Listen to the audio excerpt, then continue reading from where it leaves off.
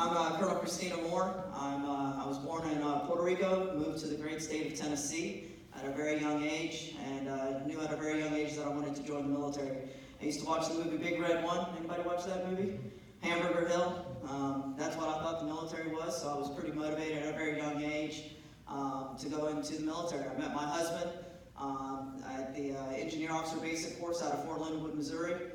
We joke around that, of course, you're going to find romance in Missouri because there's not much else to do there. And, that kind of started our long journey in the military. And we both served as engineer officers. On 9/11, I distinctly remember that people came to our house just out of concern of what do we do next? What happens now in our nation? And I remember my husband standing up and saying flat out that, well, we're going to go up and do rescue efforts up in New York City. And I had just recently left active duty and joined the National Guard, and I looked at him just as adamantly as he said we're going, I adamantly told him no, we're not. And I remember telling him that our time is done. It's somebody else's turn to do that.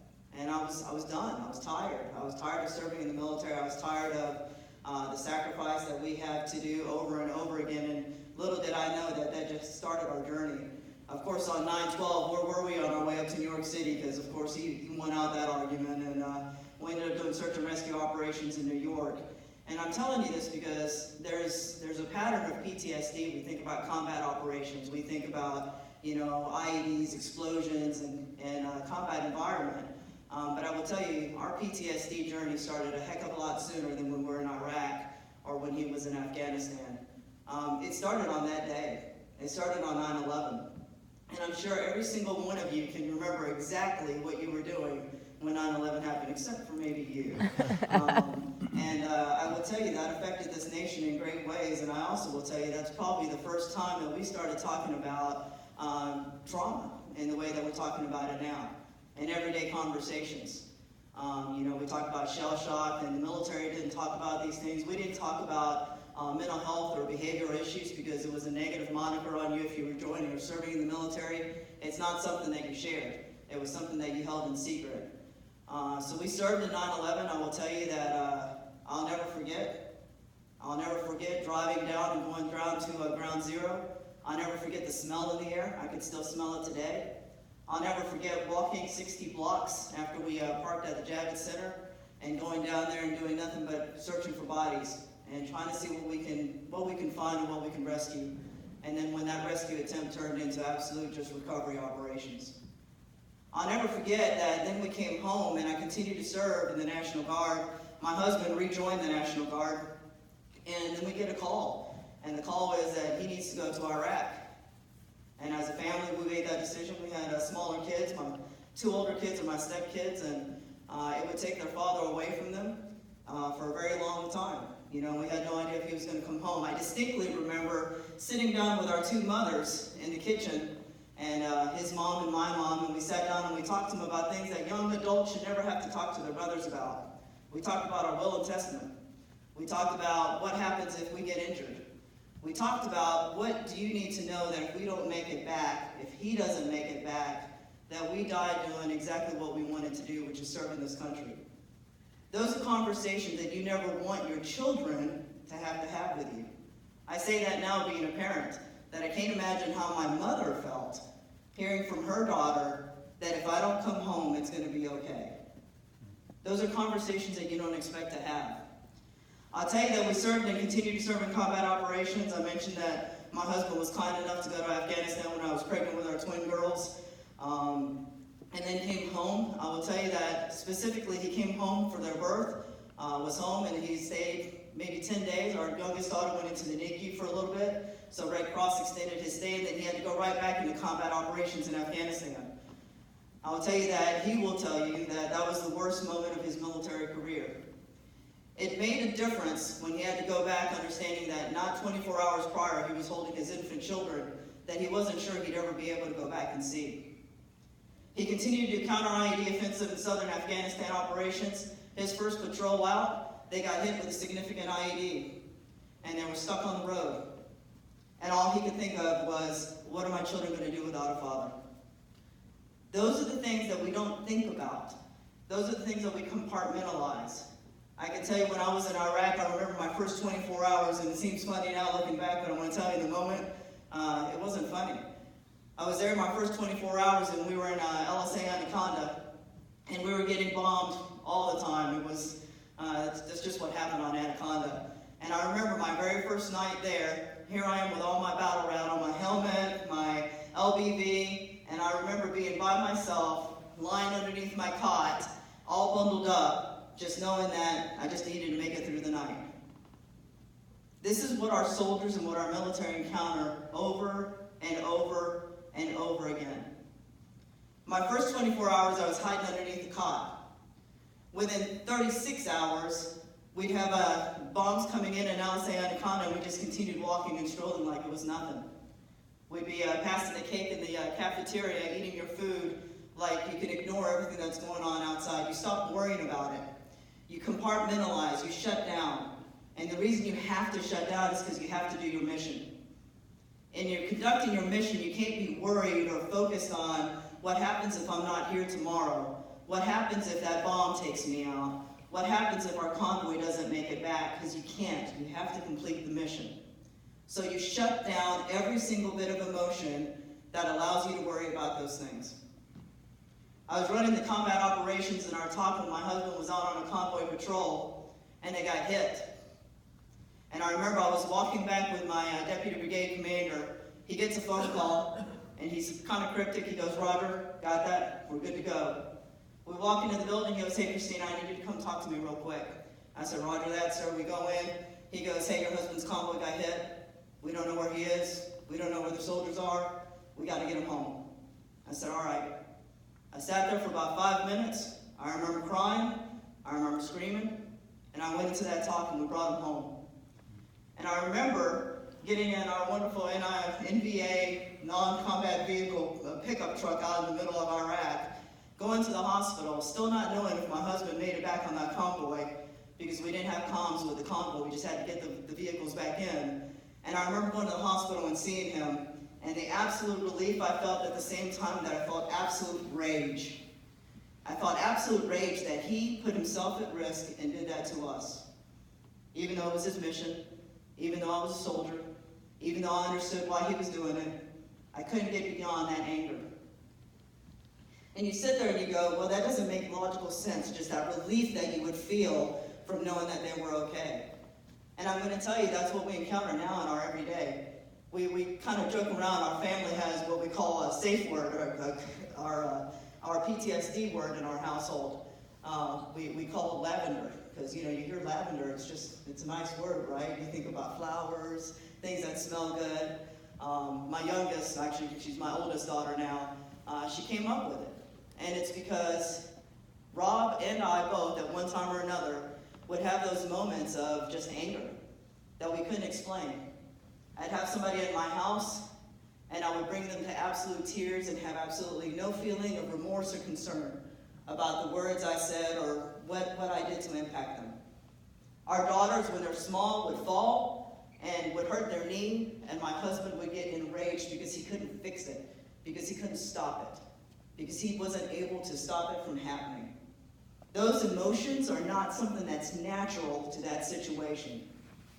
He had his mother who was suffered through a triple heart bypass and was on a hospital bed, and all she wanted was some ice for her lips, some ice chips to keep her lips moist. And he was angry at her for even asking and inconveniencing him, and he couldn't understand why he felt that way. It's not just anger you feel, it's just emotions that don't match the moment. I'll tell you, when we came home from combat operations, I came home early with the ADVON, that's our advanced party. We were able to come home and celebrate and go be with our families for Thanksgiving. We had 6 of us soldiers that came home early. Every single one of us came back from Thanksgiving because we couldn't handle being around our families. Soldiers that had been gone for an entire year from Iraq had the opportunity to go home with their families, and we came back and we chose to stay in a hotel eating pizza with our fellow soldiers at Fort Bragg. That's what PTSD is. It's not a moment. It's not, night terrors. My husband's night terrors aren't about blood and gore and combat. His night terrors are about what it takes to do SRP, which is our readiness program, when you're going through the hospital and getting your shots and getting ready to go on a deployment again. He relives deploying over and over and over again. My husband deployed 4 times, I deployed once. We have our dear friend that Chuck knows very well, who's deployed also multiple times. Whether you're there for a year, whether you're there for 3 months, whether you're there for 6 months, it still impacts you the same. You shut down your lives, you compartmentalize, and then you try to get back within 36 hours and go back to being who you were, and you find that that person is forever lost. You can't go back to the person you were. Your family doesn't recognize you anymore. You can't have those relationships and engagements that you have, so what you do is you start to isolate. I mentioned that I'm a brigade commander. At about every 7 to 10 days, I receive a notification that somebody in our North Carolina National Guard has had either ideation or suicidal thoughts or attempt of suicide. It's a very real and relevant thing in what we do today. I have soldiers that have gone through combat environments. I have soldiers who have not gone through combat. I mentioned I have an older daughter. She happened to be working at North Lake Mall when the shooting occurred, was working at Victoria's Secret, and she had to hole up inside a storage facility until they got the all clear there. My daughter suffered through PTSD and didn't know how to deal with that, and didn't even know how to recognize that. Although she had parents that had been dealing with PTSD all this time, didn't recognize it within herself. I'll tell you, when my husband and I came back, we received multiple counseling. You get all this reintegration briefings that say, hey, these are the things that you might encounter. These are the signals that you'll see. That way you're aware. I will tell you, we knew all those signals and we couldn't stop it from happening. Awareness is not the only thing that helps our soldiers and our military through PTSD. And I will tell you also that we can try to avoid, but it seems to be prevalent and unavoidable in what we do. And I think the times have changed where with social media, with everything that we have, everything is up front and present in everything you do. You can't hide from what goes on.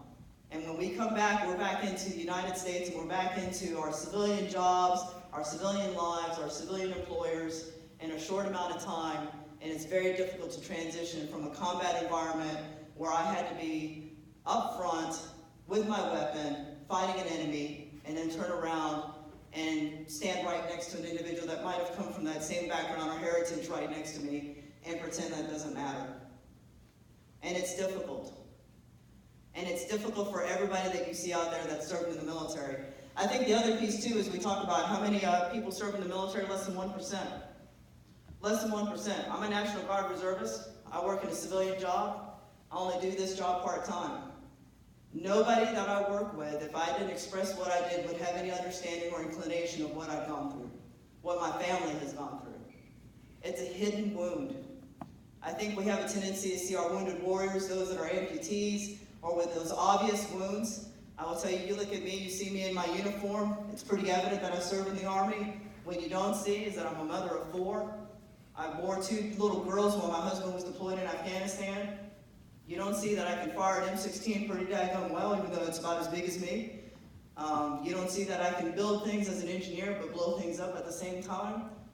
You don't see the hidden things, and that's what PTSD is. It's not that evident wound. It's that thing that we suffer through that is deep, dark, and hidden. Soldiers don't, the military don't, my husband doesn't, I don't. We don't choose to be angry and react the way we do. In fact, I can tell you that when I've had my PTSD moments, I felt it and recognized it when it's happening, but there was nothing I could do to stop it. I logically knew that my response was overreacting and not the way it should be. And I sit there and I think about, what are my triggers? What are my husband's triggers? What is it that happens that causes us to react that way? Our triggers are different, and our triggers are not always the same for each of us. My husband one day could be in a crowded room and have no issues whatsoever, and the very next time, he won't be able to stand in that room at all. I can have a moment where I'm offended or upset, and I blow up completely, and then I can have another moment where everything seems peaceful, and I just have this rage that I can't control. So it's very difficult when you start looking about how do we treat and how do we support PTSD when everybody's triggers are different. The thing that drives us is different. The way we respond is different. Some people compartmentalize, some people respond and react. I'm going to tell you, if you talk to anybody who knows me, anybody on the civilian side, anybody in my church family, anybody in my military, they'll tell you I'm pretty well put together. they would be surprised. This is that deep, dark secret that many of the people around you hold.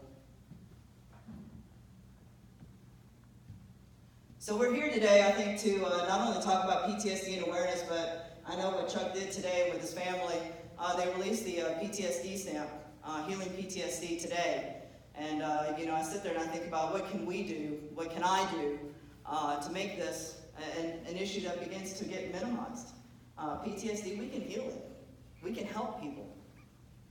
I can tell you that with my soldiers in the military, what we do is when we ever have our family days or our annual training, I see everybody with smartphones and social media and not talking to each other. I make people put down their phones. I make people recognize and have conversations and relationships and engagements with people. I can't tell you how many times I've seen a soldier walking down the hallway and I look at him and I go, hey, is everything okay? You don't seem yourself today.